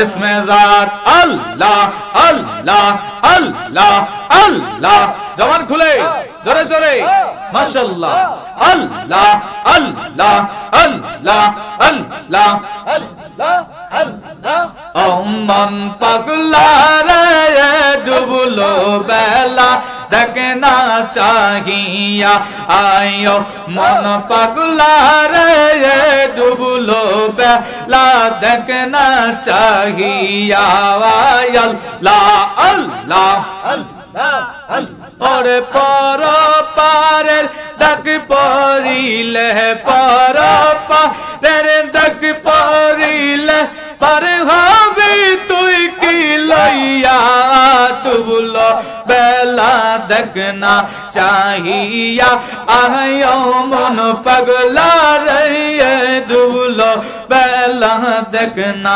চাহিয়া আল্লাহ আল্লাহ আল্লাহ আল্লাহ আল্লাহ হেলায় হেলায় সাদের জীবন শেষ ইতে চলিল সাধন ভজন গুরু ভক্তি কিছু নাই হইল হেলায় হেলায় সাদের জীবন আল্লাহ আল্লাহ শেষ ইতে চলিল সাধন ভজন গুরু ভক্তি কিছু নাই হইল রং তামাশায় দিন কাটাইলাম রং তামাশায় দিন কাটাইলাম ভব মায়ায় পড়িয়া ডুবলো বেলা দেখনা চাহিয়া